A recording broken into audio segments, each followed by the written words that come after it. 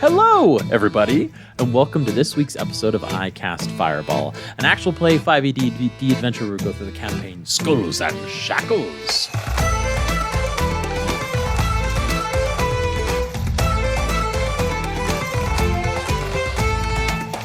This week is our special bonus Word of Recall! Woo! We are going to be going through episodes 49 through 59. That's Composers and Posers and Oh Captain Who's Captain. But first, I'm joined by... I'm Mickey, and I play Lieutenant Ignis Harkon. I'm Jacob, and I play Maximus Shans. I'm Ned, and I play Ataraxia Kalian and Chozo Lebec, depending on where you happen to be at any given time. And I am Josh, and I play Buster Bilgewater. Thank you, everybody who sent your questions in for these 10 episodes, 10, 11, these episodes that we are going to be going over today. If we don't happen to get to your questions, we will put them on the list and hopefully get to a future one, or you can reach out to us through email and we can talk to you individually, or of course our patreon.com/icastfireball20. You can ask them in our Discord and we can answer them on the daily. But we're going to shout out everybody that sent questions in. We've got Actual Vampire, Cohen K, Mark. We got Erna Gunnan 999, Captain Blue Nova, Kenzie, Charles, Johannes Vern, Captain Cool, Amethyst Forest, Tyler, Carter, LaRoque. There we go. Thank you for sending all these questions. Tyler. I don't know why that one name Thank you, stuck out to me. Tyler. It's all these like crazy usernames, and then, hey guys, I'm Tyler. I'm here to ask questions. And that's Tyler H, in case you were wondering. But yes, Tyler H. So, like we do always, we're going to have Ned roll and see which questions we're going to get to first. We've shaken up a few of the just one or two categories this time around. We can't use a fate die, can we, Ned? Well, we can maybe. We'll see. Maybe? I give it to you. Ned's yeah, dare me. I bet you can't. Bet you can't use a fate die. Bet you won't. Yeah, we've restructured our question categories a little bit because like character questions and campaign moment questions kind of bled into each other so much. So now we've got single player questions, much to Jacob's chagrin because he just loves singing about character moments. I had it trademarked. I had it going. It was a vibe. You could hashtag it. It's patented. We'll figure We'll it let out. him continue to do that to his heart's content. I'll play around with it. We'll see how it goes. Yeah, we've got single player questions, multiplayer questions, but then we've still got Lonely Thomas questions and behind the scenes questions. So I think we'll do pluses will be single player questions, neutrals will be multiplayer questions, and then minuses will start with... We've only got like a couple behind the scenes questions. We'll start with behind the scenes, and then when we're out of those, we'll move to Lonely Thomas. Boom. Let's go for it. I like leaving Lonely Thomas as far back as possible. That feels right. Emphasizes the loneliness. All right, first question we got is a plus. Which is? Remind me of That one. is Jacob. That's me. Oh, okay. What am I doing for this one? Single player questions. Single player questions. We're not doing that one again, but we'll try it. We'll try another way. Nope. I like it. We'll I like keep the workshopping. We'll keep rotation. workshopping. Yeah. We'll workshop it. We're going to do... Which one intrigues me right now? We're going to do... This is actually toward Ned, specifically, around Ataraxia. Was Ataraxia chosen to go to the Feywild by chance from the DM, or was it for the story itself? Yes, surprising to some of you perhaps, we got a lot of questions about the situation behind why Ataraxia disappeared, and we brought in Chozo. So I'm just going to explain sort of the situation in general. I think that should answer all of the questions that we've got here. So basically, this is an example of what happens when you don't talk with your friends about what's going on in your life. Talk to your friends, people. And you decided... Yes, exactly. This is a know thyself sort of moral to this story. There's always kind of interesting questions about how much of your real life bleeds over into your player while you're playing them in D&D. This is definitely a situation of me letting a bit too much of my real life bleed over. So when I first came up with this idea that I wanted to swap out Ataraxia and bring in Chozo, it was during the arc when we were getting into the Sahuagin Caverns, kind of notoriously the most internal conflict heavy arc that we've gone through so far on the show. At that same time, also, I was going through a pretty difficult time just in my personal life, as happens occasionally. And so I kind of ended up having a bit of this quandary where I'm looking at the game and just going, man, I don't think Ataraxia was the right character for this campaign. What was I thinking, bringing a teenager onto a pirate ship and letting him be the captain and getting into all this crazy stuff? Ataraxia was the wrong choice. I need a character who is a better fit for a pirate campaign. No choice. Yes, that was sort of the thought process going on in my mind. So I came to Thomas behind the scenes, and I, prior to this, had thought that I thought that there had been other moments where other characters had kind of schemed with Thomas one-on-one behind the scenes. Turns out that hasn't been happening in this podcast. I was the first one to do it, which feels weird because I'm the improv tabletop guy. It looks like it, though. It really does. Like, stuff happens so serendipitously. Like, you would assume That's true. that we're planning. That's true. Yeah. Yeah, so I came to Thomas behind the scenes, and I was like, okay, well, what can we do? What can we do story-wise to, maybe bring in a new character to freshen things up a little bit? And so we came up with this scheme. Ataraxia would disappear into the first world, and Chozo would show up as his replacement to help the party then get Ataraxia back. And so we recorded that episode, and it did not go over well on this side of the mic.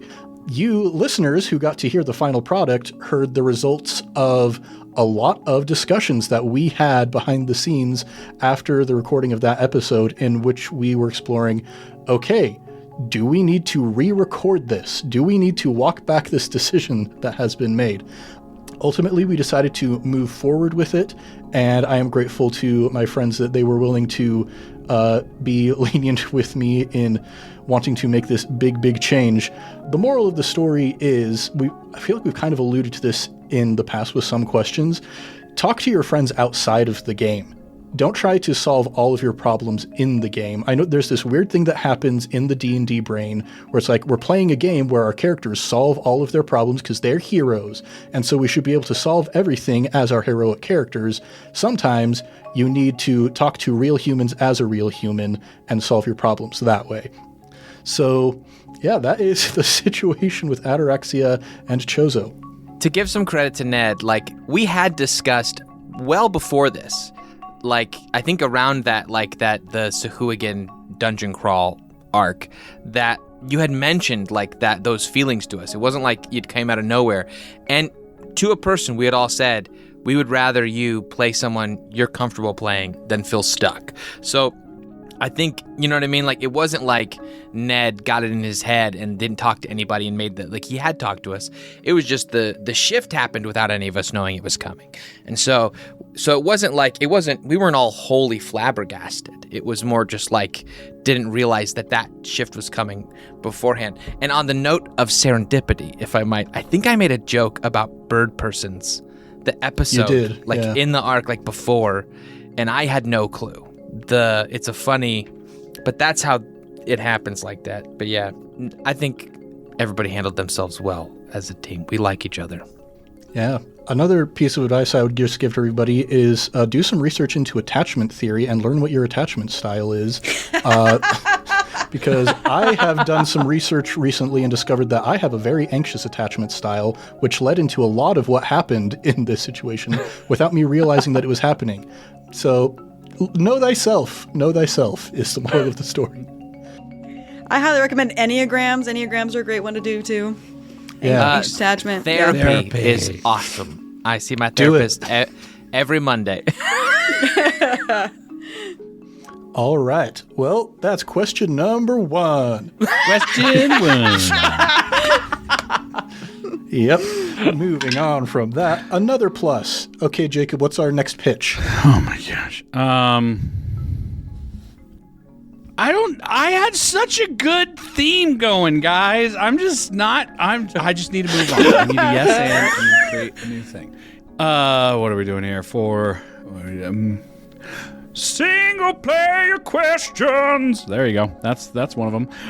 We're going to go for our next question let's go over to me. Why not me? Okay, me. Thank you, me. Yeah. This is around Max. Yes, know thyself and learn to suffer like I am with this new theme song I'm creating. What was Max's plan if his conversation with Ignis about whether she'd be his first mate, if he was captain, went poorly instead of well? Jacob mentioned he had 2 plans, and we never got to know what the other would have been, and you never will. No, Never did. So approaching that conversation, it wasn't like I had a big, like, I wasn't like scheming this for weeks. It was kind of like in the moment of like, I need to approach Ignis with this, because her taking command will lead to a power struggle. And that is, and I don't know if Max is, it's not like an intentional, like, I need to teach her a different way. It's more of like, there's other ways to lead than maybe what she knows. And I'm going to try something. And it was to get input. And that's what he decided to approach it with. Now, if Ignis was like, no, you're not the captain, I'm the captain, then there was a couple different ways to do this. The way that I thought of, though, was one, to bring up the fact, and this might have caused an argument in the characters of it, but it was like a Max pointing to her beliefs and how her beliefs, if they really are reality, it's playing out like this. Meaning, what I'm saying to that is, Ignis, like, the crew doesn't want you to be captain. You're not ready for that. And if really power goes to those who deserve it, is what you believe, then why aren't you getting the power? And that was a very aggressive way to approach it, obviously, because it definitely causes not a faith crisis, but definitely like reality is, if what I believe is really true, that's a harsh truth to hear. And Max didn't want to give that, because in Max's viewpoint, Ignis's life has been harsh enough where she doesn't need just another person telling her she's not enough. At the same time of that, if she would have reacted like, well, I demand to have power, then I thought it was actually a really funny, cool idea. Not funny, but would have been fun, where we would have had a PvP, where it would have been like, well, let's spar. Not like to the death or anything, but like, let's fight it out. Like, if this is really it, like, I'm willing to let you have power, but if power really again, it's Max, not, and I don't want to say challenging her beliefs, kind of, but saying, let's prove it then. Like, let's see how your beliefs meet reality. I gotta think she would have beat the She crap probably would have, out of because she can I attack can't twice see. with things. Max, the thing about Max as a character, or just his abilities, he can pack a powerful punch, but it's a big punch. And she can One punch. Yeah, and Yeah, she you get can one approach uppercut. it multiple ways. Now, And the minute she gets a hold of you, it's game over. That's I the haven't game. done fully. Yeah. I mean, Max does have spells, and he could try and create. Max has strategy. I mean, he is a monster slayer, so it's not just we're just going to start punching each other and best person wins. It's maybe creating a field of advantage for myself and finding the benefit there, because there you go. Max also has powers to make him faster, so he can outpace her potentially, and he has a crossbow, so he can also attack from a range where she needs to be right in your face.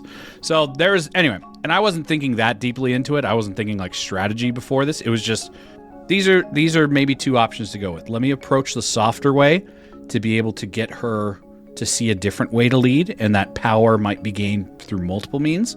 And if she's dead set, and what's the word where someone's like just dead set in their beliefs? If she's just stubborn into it, if she's just stubborn into it, Locked in. Let's see how those beliefs meet reality and give her a shot, and then even maybe then she'll learn. So that is a very long-winded answer to the other alternatives that could have happened. Me too. I'm glad it went the way it went. To that point, I think that's something I really like about our podcast, is that I feel like none of us are all the time just thinking about what our characters would do. There's a lot of obviously thought put into how other characters are developing and how our characters would interact and how their reaction to our reaction leads to possibilities. And I think that's really interesting to that we think about the other characters and their growth, not just what is my character going to do tonight. Did I preempt anybody when I decided to have Buster tell Max he should be captain? Did we talk about that, or is that another one of those, I just started That's doing... a question on our sheet, and I can answer it right now. That was totally Josh's decision. Yep. Fully Josh's decision. So again, and we went with it. We're like, yep, that works. Sounds good. Sometimes it looks like we've talked about this. That is a question. It's a multiplayer question. I want you to know that was Josh's decision all on his own, and it really worked out for us. To be fair, on Josh's side, though, it wasn't like I decided you're captain. It was this is what I think is going to help us keep going. It makes sense. Yeah, and that's how his character would have reacted that way, and thinking of how our characters would react. And I could have 100% been like, no, I will not be captain. But it was, it's a game of improv and trusting each other. Which has the growth, right? In our first episode, Ataraxia was captain because of fate dice. It was a genuine role. And now our characters have progressed so far to the point that Buster felt comfortable to tell Max that he should, knew that Max should be, knew that Ignis really shouldn't have been, and that he has become confident enough to make that decision instead of kind of pulling back and being like, oh, maybe if you guys want to. I felt like there was a lot of character growth in that decision. There's something to be said for the cooperative role play where I could decide, even when you guys were talking about if the PvP moment happened, the challenge to face off, initially my thought would be Buster would hate that idea and would fight it. But I honestly, I would be like, no, you know what?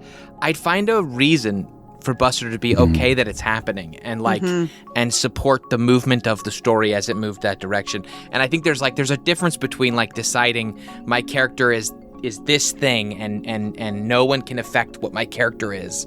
But when you're with a team and you're look, the story's moving this way and I can choose to be a stick in the mud and fight everybody to have my little thing, whatever that is. Or I can go you know what? No, my character is what it is in my head doesn't have to be what it is in the game. I can make the character a type of character that's okay with this. And that kind of informs me. I learn about my character through the other players' decisions as I want to be playing someone who is a member of the team. Two more things to wrap up this question. Number one, the word I was looking for is dogmatic. That's the one I was thinking of. Dogmatic. Because I was like, it's an animal. It's animal beliefs. What? Animal beliefs? What am I talking about? Dogmatic. That was the word I was thinking of. And two, I would just like to point out behind the scenes for viewers that Thomas sent us all a message that said, please keep your answers short. And we just blew right past that. It just kept going with this question. Sorry. Did he send it to us just now? He sent it 7 minutes ago. And we're still on this question. And I also said it before we started recording as well. Yeah, but we did. We covered multiple questions with this one. That's all I'm saying. We did. Yep. And we're moving on to the next one. Here we go. So here's question number 4 of the Thomas night. just wants to. Okay, multiplayer question. Hi, multiplayer questions. That's me.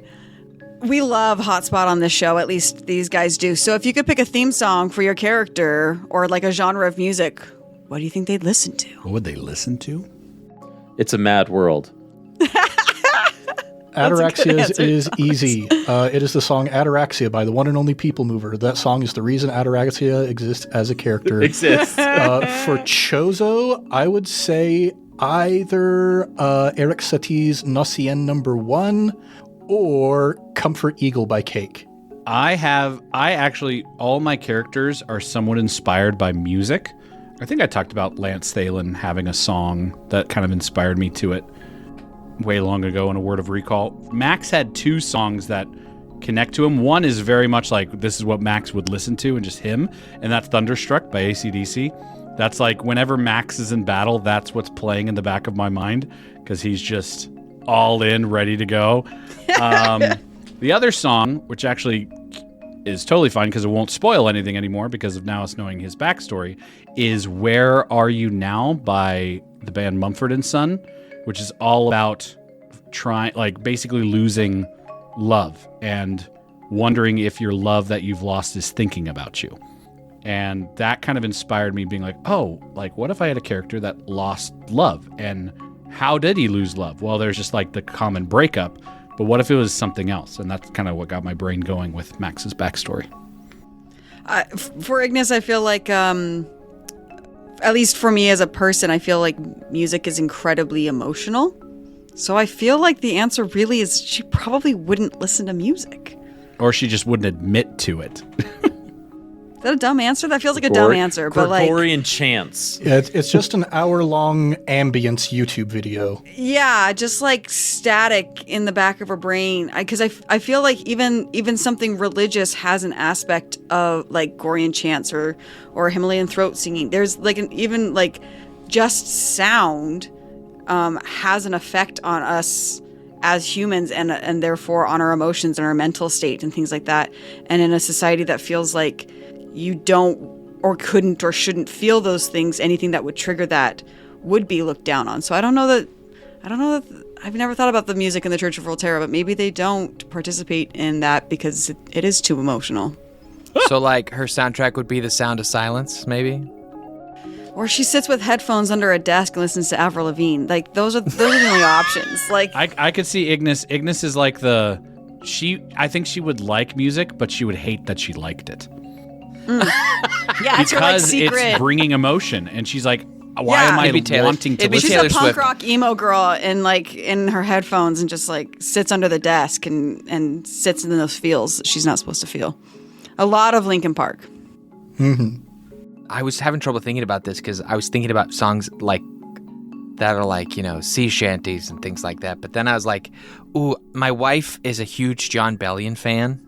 And there's a song he did with John Batista called Drink Water, which I feel like is perfect for Buster. Like, the whole thing is like, take a deep breath, drink water now. It's very, like, very mellow. Like, it's what Buster would want. You know what I mean? Like, it's very, mental health kind of. Just someone saying, hey, chill out. You'll be okay. Yeah. All right. Now, next question, we've got another plus. There you go. Single player questions. I'm just going WWE from right there. Okay. WWE. There's There another you go. Spiking the mic right there. Alrighty. This one is going to be to Mickey. It says, Mickey, That's me. we got to see 7 Ignis's echoes in episode 41, and you've clearly put a lot of thought into them. Without spoilers, which is your favorite? I feel like Red Armor Ignis is one that I keep going back to mostly because it's reconnecting with a past. In a future episode, we talk more about how it connects, and so seeing it first start popping up, I think is really interesting. But mostly my echoes, I kind of fell into this accidentally, and now it's one of my favorite things of just creating something on the fly. I don't have any of the descriptions written down or anything. I just take a second to be like, what else? Why else could she have been here? What else could she have been doing? How else could she have looked? That would be a plausible reason for her to be in this situation. And that's normally what the echoes are. And then as we've started playing, I'm like, ooh, how could I pull in more? It like became a tool for backstory stuff as well. But Red Armor Ignis, because it has ties. Not the one where she's wearing Buster as a coat. Close second. I would love a narrative one-off here or there where we just get to see the other realities of Ignis and what it's like. That would be very fun. Interesting. Keep listening. Yes, plotting.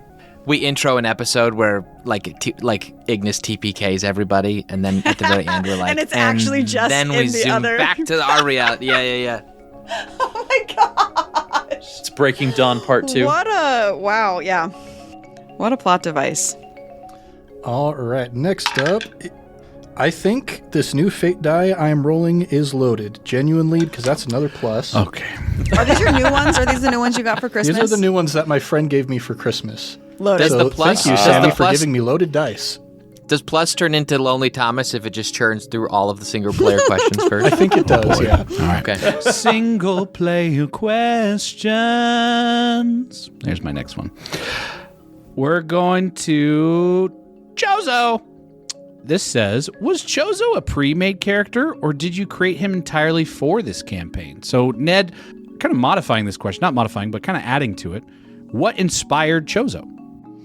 Yeah, we might dig a little bit further into this in a Meet and Geek episode, but it's a concept that's been floating around in my head for a long time of, one, just wanting to play a Corvid-type character in general, whether it's a crow, a raven, a magpie, whatever the case may be. But I have really been wanting for years to play the Binder, the class that Chozo is playing. We already did our Crunch Squad on that one. I highly recommend listening to it because it is a very crunchy class, and it's very hard to distinguish sometimes the flavor from the mechanics.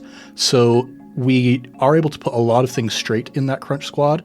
Probably still some questions here and there, but yeah, it's a concept that I've been holding on to for years at this point, and have finally had a chance to bring it to fruition. And I think, honestly, just for a pirate campaign, I kind of think that Chozo maybe is a better fit than Ataraxia is, but we love Ataraxia, and that's why we're going to go and save him. So, yes, sort of a character that I've never played before, but somewhat pre-made in the sense that I've wanted to play him for a long time. Cool. Do you have a bunch of those like ideas in the wings that you've just worked on and have prepped? Yeah, I've got like a sort of potential character for basically every class in the game that I haven't played yet, but this one was way up near the top of the list. That's awesome. In the chat, tell us about your prepped characters you haven't had a chance to play. Oh, yeah. Mm-hmm. All right, switching to a different die, and that's a plus.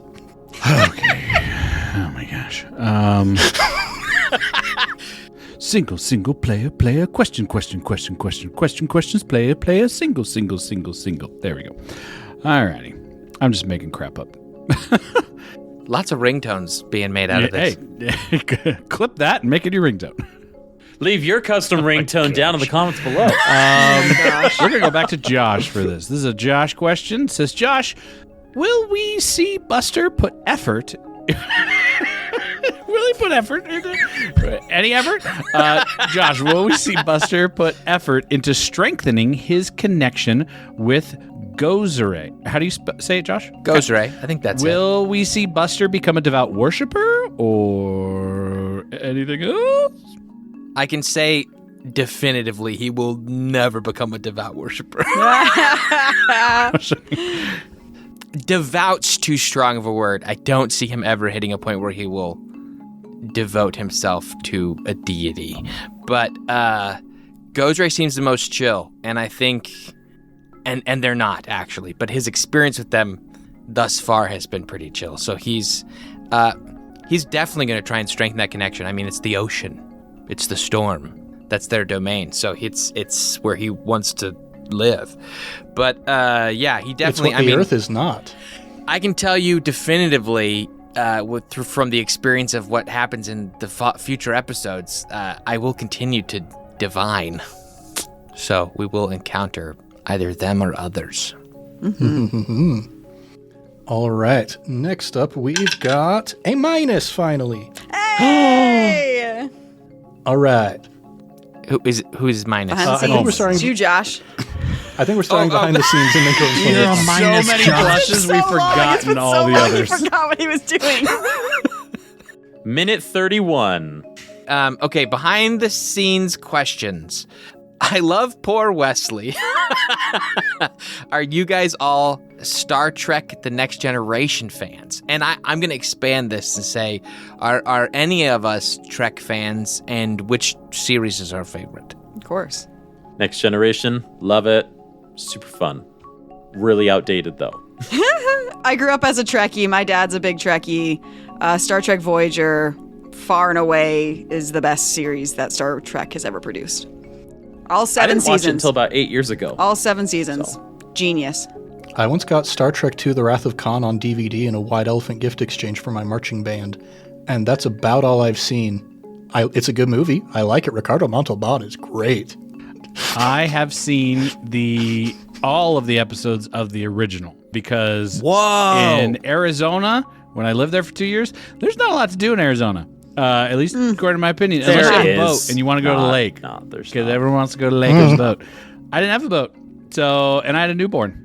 So I watched and I love it for its just campiness. I'm not a Trekkie, I'd say, but I definitely know. I just know it. I mean, it's a fun little universe has a lot of cool things around it. Darmok and Gilad at Tanagra. I love the Next Generation.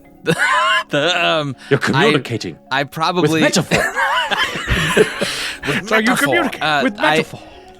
I probably rewatch the Next Generation once a year, and then after I'm done with that, I rewatch Deep Space Nine. Deep Space Nine. I have watched Voyager multiple times, but I gotta tell you, Deep Space Nine takes the cake. I think I heard it described. Everyone says Deep Space Nine is the best. I heard it described one time that all the series, those 3 series, I think are tentpole, like incredible. All of them. They're all about 7 seasons long, and they all rock.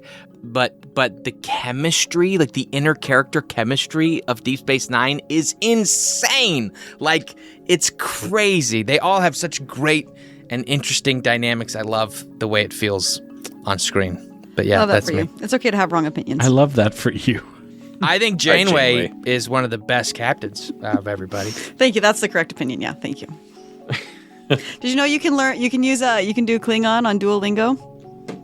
I do. Yes, I just saw you can learn Klingon on Duolingo. I'm like 6 days in. Josh could probably use a little bit of that, it sounds like. All right. Next question is plus.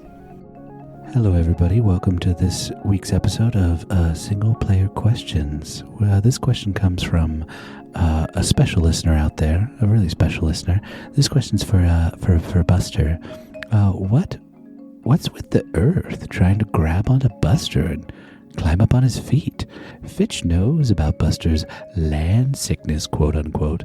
What exactly happens to him if he spends too much time on the land? Could that be part of the reason why he's so desperate to escape Ollo? Finally, yes, there is another one to this. Why was he so weakened from his time spent on Ollo? And why... Oh, well, that's not finally, because there's another one, too. And why didn't we see similar issues from his time on the Rock, helping them with their farming? Again, not finally, because here's another one that went with this question, too.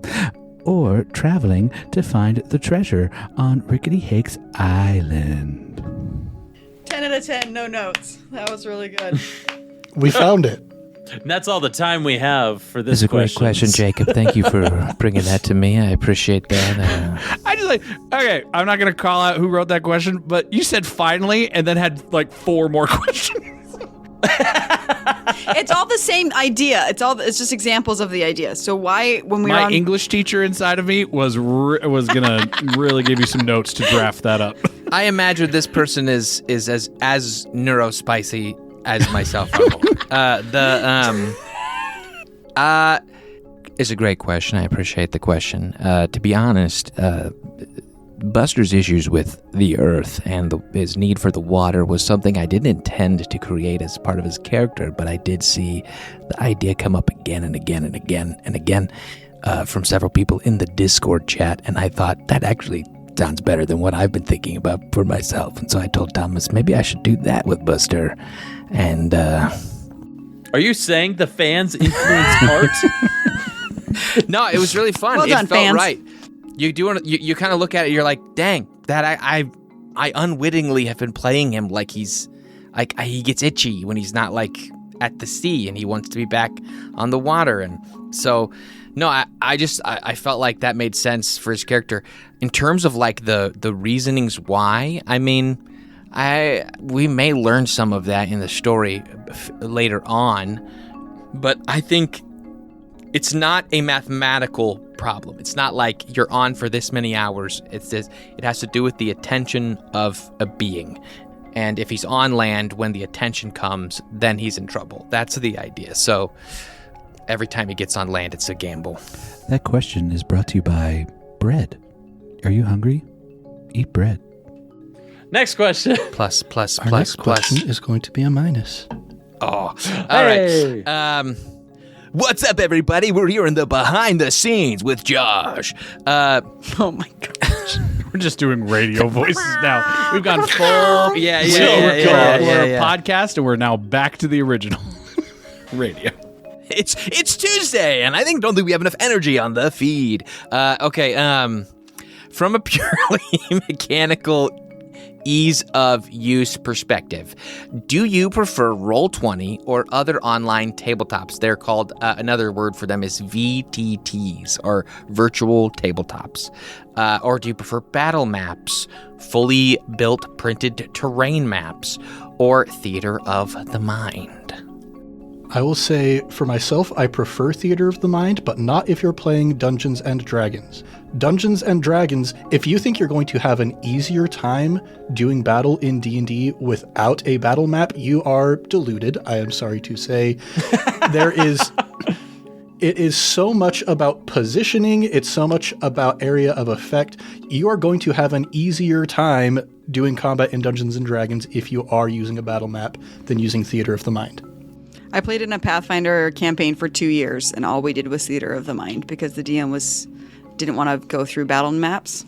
It was awful. It was not fun. Not a good time. That DM sounds like they didn't have anything planned, despite what they said. I mean, I would love 3D printed freaking terrain, but yeah, I would love that. We're not that high budget. And we're all in very different places. No, all we need to do is we just need to have Thomas print all of the terrain, and then he will have a camera giving us a live feed as we're playing of his terrain, and him moving around all of the miniatures by himself. He needs to print out all the pieces and send it to each of us, and then all of us can have personal, and we just move everybody around on our own thing so that we have for redundancy, yes. Yeah. Ned, you joke about that, but that actually was a really very real consideration I made way back before 2020, before we started recording on now how are we going to do this? Because I did home games with everybody here, and we were all distant, and I tried just drawing dry erase on I moved my computer, I'm can you hear where you are? Can you hear it? And before I found out about VTTs, and it was horrible. And I'm like, all right, I just need to buy a camera, and I need to have it wirelessly connected, and but then I was like, oh, or you just get a VTT. These things are great. But if we're all in person, 3D terrain, man, I mean, come on, that'd be sick. I will be the only person here that says I think Theater of the Mind is the best way to play. But that's because... No, here's the thing. It is my favorite way to play if I'm not playing D&D. Here's the deal. I think a lot of times it's the table. The table has to decide. You can't just as one person or as the DM make a hard shift there. And I think if you've got a table of people that are way more interested in the role play and a DM who's not going to nickel and dime everybody for their actions, their action economy from a place of power, which is where you would be if you're doing Theater of the Mind. The DM can basically ruin everybody's day and make all of their shots barely miss because he's sorry, you're actually not close enough. So you have to have a DM that's not going to nickel and dime every ability during combat and let you have cool moments still, and not make it be just tell me what you want to do and I'll help you figure that out, rather than oh, you could try, I guess, but you're not close. So I really, it's the table is important. But I have played for my what do you do when you're getting married with all of your friends? What do they call that? Bachelor party? Bachelor party. Reed, who is the DM for Sneak Attack, anybody who listened to that podcast, Reed prepped a physical D&D board for a one-shot. He prepped a whole inner castle with dry ice that was pooling out into the whole castle, and we had to open doors where there were mirrors to be arranged, and then we activated a crystal, which was just an red LED light that bounced off of all the mirrors to open the final door and fight a dragon. And that was so fun. So I really do just think it's a great game anyway you figure out how to play it. Mm-hmm. Yeah, if that Theater of the Mind type table that Josh was talking about sounds like your thing, please check out Dungeon World. Please check out Blades in the Dark. Maybe check out Cairn or another OSR style game. Okay, next question. Our next question is a minus. It's finally time for me to read a question. Look at that. Okay. Yeah, so Lonely Thomas, It's a me. do you have any tools you use for encounter balance beyond just CR calculators? I don't use any CR calculators, actually, and that's true. Flex. Because they're all wrong. Because CR is broken. It is and so broken. nothing matters when it comes to looking at the CR number. I've said it before. Dungeon Dudes did a video saying CR is broken, and I was like, all right, how like clickbaity is it? And then like within 5 minutes, I was like, oh my gosh, they're right. It's completely broken. They go through like, so hypothetically, this thing should be manageable by level 6, like, and they're like, what? And they just look at each other like, and they have like a paused moment where they're like, that doesn't make sense. And they're like, yeah, so CR is broken. And I'm like, well, cool. That gives me permission to just forget about CR, look at abilities, and start homebrewing legendary actions, legendary resistances. I'll say this. When it comes to encounter building, I have found that one of the most difficult for the DM and the most unsatisfying thing for the players is to have your enemy or your boss act only once per turn. It's like, oh, great. We have all 4 of these people, and they're so prepped. They've got like all these spells and like all these plans and these traps, and the big bad boss only has 1 action, 1 bonus action, and 1 movement. So they can only cast 1 spell and move to safety. Like what? That's not a satisfying, climactic movie shot moment. And so legendary resistances, legendary actions are one way I have found the big bad being able to interact, which you want, because the big bad is the character that you've been building towards, and they're evil, and so they're like, they should be able to do more, because that's why they're such a big threat, and that's why we've been focusing on finding and defeating them for X amount of episodes. So anyway. Yeah, I think it's also good to add things to your encounters that aren't just the numbers on a page, so that yes, if you do put together an encounter and you realize maybe it's a little bit more powerful than you were expecting it to be, you have what some people call a combat out.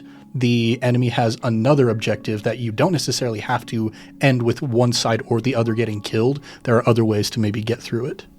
Objective-based combat is really satisfying.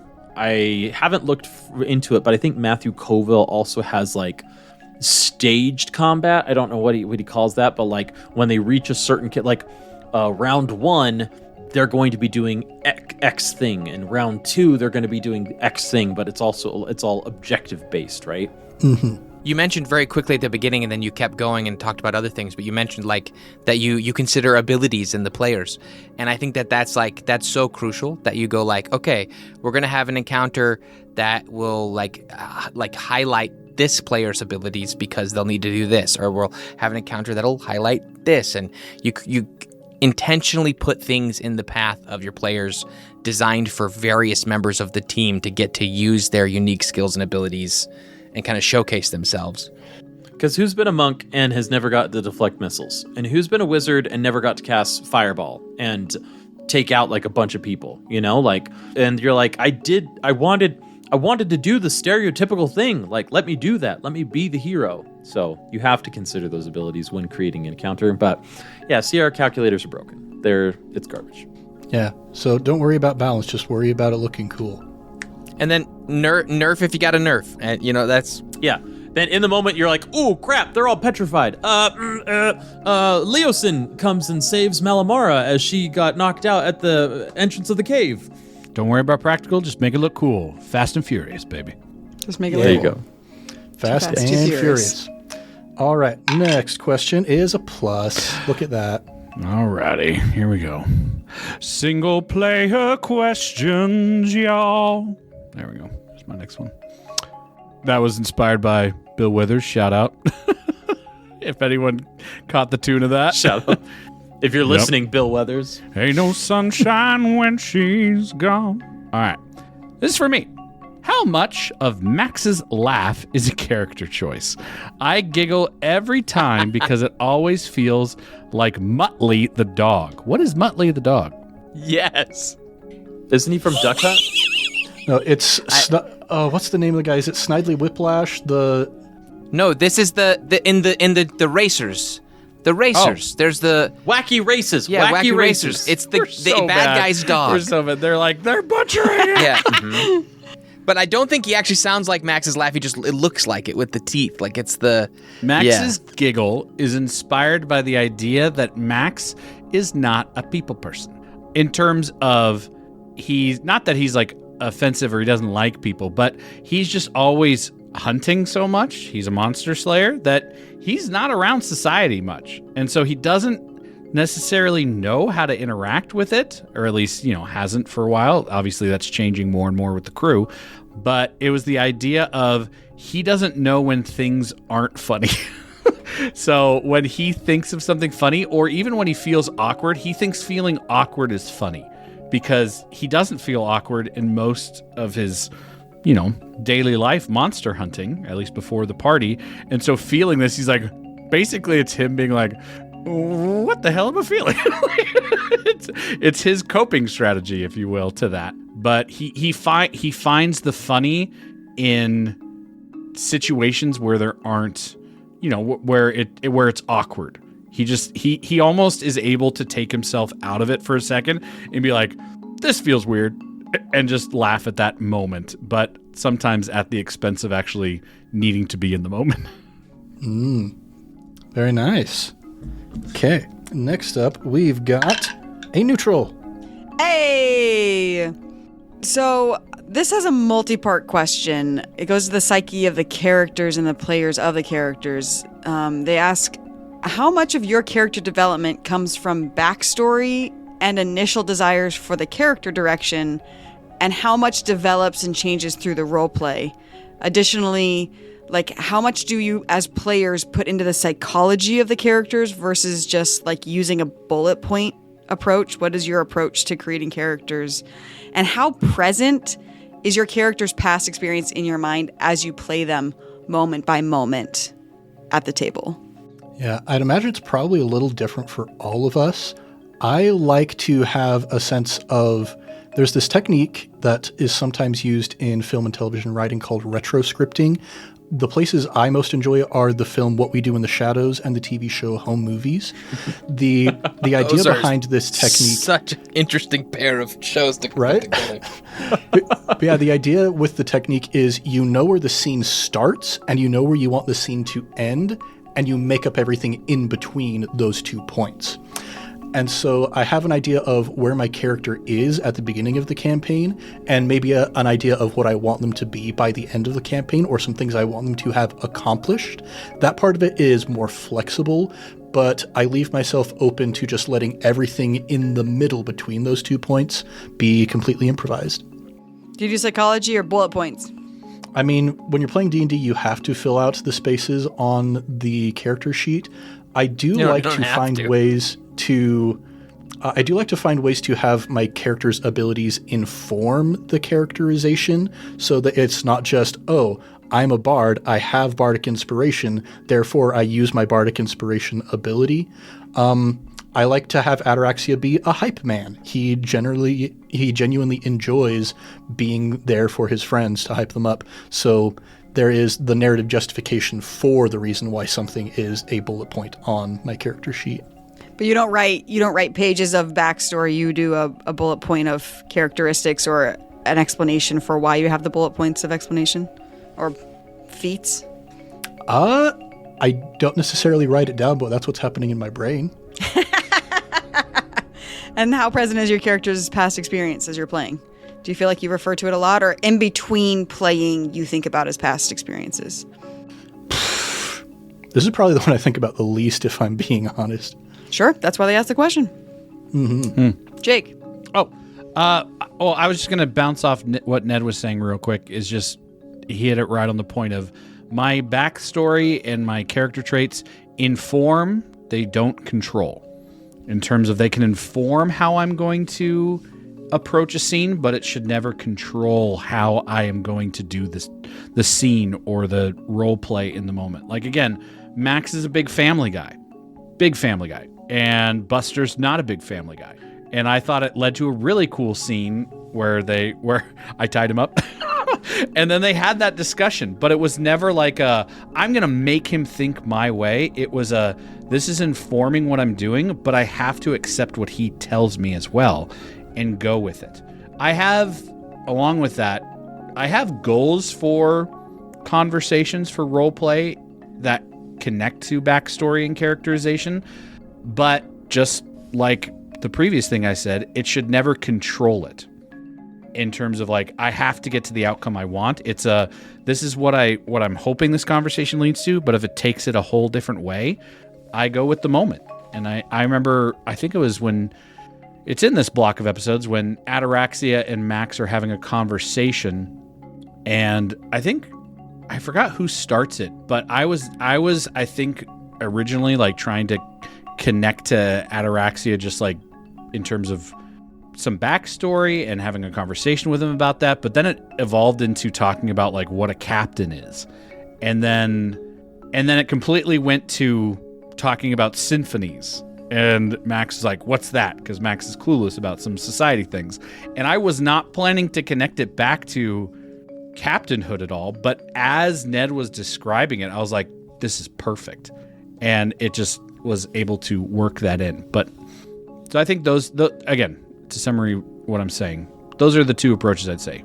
Inform, don't control. And you can have goals, but also be willing to acknowledge the other person's motivations and see if you can find a new goal for where it takes you. Do you feel like you prep? Prep might be the wrong word, but prep in between episodes for that, or think about it in between episodes so that when you get to the table, you feel like you have goals? Or do you do a lot more of, oh, hey, these two characters are talking. I just thought about this. I want to talk to this character about these things. My own take to it. I do in between, I do have like, I need to talk to Buster about this. I want Max to talk to Buster about this. And I think I plan moments or things. I don't plan the whole conversation or like I need to, but there's like, I have this very important thing I want to say. And if as I start the conversation, it feels like this is not appropriate to go that way, then obviously I can ditch it. But I think I start with an idea and then I see where the moment takes it. I know, but I never want to just make the conversation pre-writ. I think I rarely ever message anybody saying, hey, we're going to have this conversation. What do you think? I think maybe I've done that once with you, Mickey, but it was more of like, hey, this is an idea I have for our characters to talk about this. But it was never like, what should we say to each other? It was hey, this might be an interesting conversation for us to have. Let's see how it goes. What about you, Joshua? Where do you fall on this line? I mean, I used to do like big backstory, like write the full like character backstory out, and then really like let that more or less like control where my character moves forward. And I think Buster was the first real experiment with like more loose character development and letting the role play kind of dictate.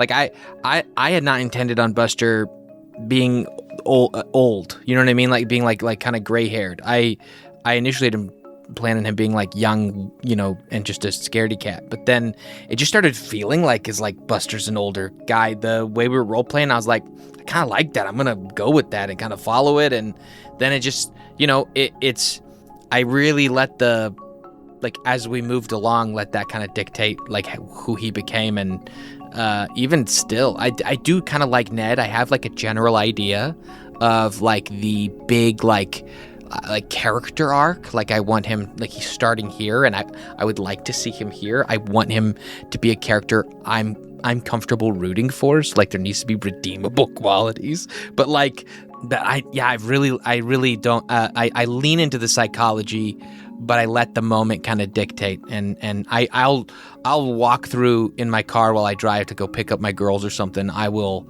pretend role play a handful of different scenes. Be like, what Buster say if like he was arguing with Ignis and he was going to be mean to her? Like, what would he say if he was, you know, like, crumbling and like breaking down? And occasionally, rarely, a moment will come where like I can rely on some of that practice I've done and I can pull out like language or thoughts that I've prepped.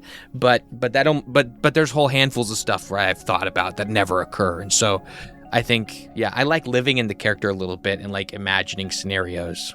I love that. For Ignis, I did something I've never done with a character before either, that I wrote a bunch of backstory that only informed me as a player and had nothing to do with the storyline going forward. No character at any point was meant to be a recurring character. The place that she grew up was not meant to be a place that we went back to. It was never meant to be. All of the writing was just prep work for me so that I could live in those moments. Because I feel like when we were playing season 1, Ned talked about that a lot with Fleeple, because Malamara, I had a whole arc and a whole story, hero's journey, and I wrote out all this stuff and gave it to Thomas, and I really had like her whole character arc mapped out and had reoccurring characters and places and things and all this stuff that could be brought in at the DM's discretion. And so for Ignis, I was like, what if I don't do any of that? What if I just do like my own prep work so that I felt like I could fully be in those moments and let the story inform how she's changed. Let the story inform how she talks to people, morphs into things, and grows as a character rather than like starting at A and wanting to get to D. I have no D planned, right? Like I feel like there's so much that's changed about her just from interacting with other people that I couldn't have predicted. I couldn't, and if I had tried to, it wouldn't have felt as organic as it does. But I am one person that's like, I do have a lot of my past experiences in my mind as we play. You talk about being in, like Josh, you said you're like in your car and you're thinking about it. I write.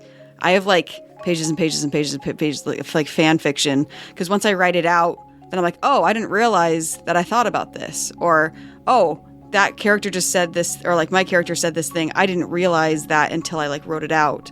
And none of that ever comes to the table. Never have I ever had like something that I've written like happen at the table.